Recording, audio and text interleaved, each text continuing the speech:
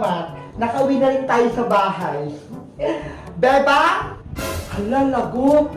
Nakauwi na si Senyorita Princess, tsaka si Tia Tere. Asan ka na naman, Beba? Senyorita, andito po ako.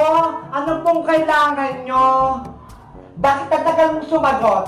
Siguro, kinakain na naman yung mamahal naming pagkain, Tsare. Hindi po. Naglilinis po ako sa kabilang kwarto, kaya natagalan po ako. Magsisinungaling ka pa sa akin? Eh ano yung nasa mukha mo? May pasas ka pa sa bibig? Hindi po to pasa, senyorita. Ipot po to ng butiki.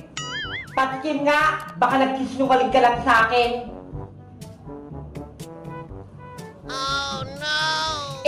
Ipot nga ng butiki. Kadiri!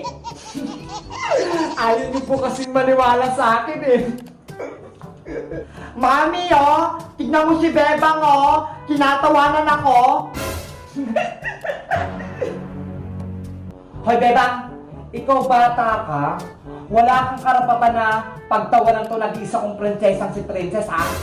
Patawad po, Tia Tere. Ano? Tinawag mo akong Tia? Hindi mo ako tiyahin, no? Kaya wag mo akong mapiya-tiya. Ako lang naman ang donya sa pamamahay na to. Kaya tawagin mo ako ng Donya Tere.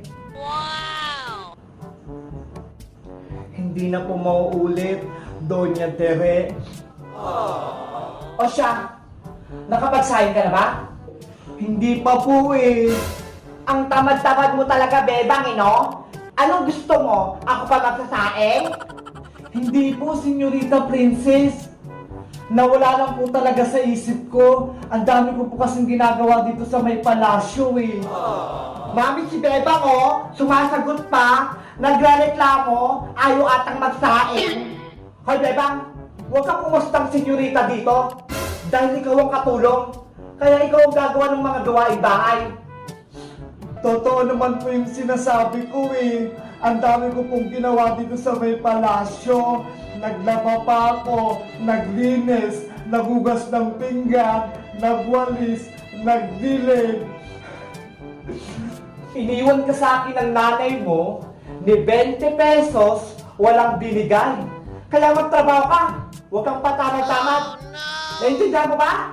Opo, Donya Tere. Naiintindihan ko po. Eto na yung lulutuin mong bigas, oh. Dapat, saktong 1 milyong butil to, ah. Walang susobra, walang kukulang. Kung hindi, yari ka sa akin. Ang hirap naman yan, Senyorita Princess. Bibilangin ko pa to isa-isa. Ay, aba, nagreklamo ka ba? Baka gusto mong palayasin ka namin dito at pulutin ka sa kankuhan. Oh, no! Opo, bibilangin ko na.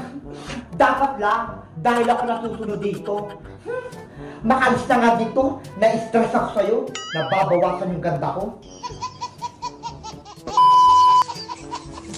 Big Bird, namimiss ko na si nanay. Nasaan na kaya siya? Gusto ko na siyang makita at mayakap. Pagod na ako dito. Kawawa naman si Beba. Ang bata-bata niya pa, para makaraos ng paghihirap. Ginawa na siyang alipin ni Princess tsaka ni Tere. Ay, kawawang bata. Kaya siya mabalikan ng kanyang nanay si Tap. May langaw! Hey! Shane! Alis! Pasuway ko Princess na ko. Ginawa pa akong langaw. Pero good mother kaya ako. Makalis na ako dito. Baka mapisat pa ako.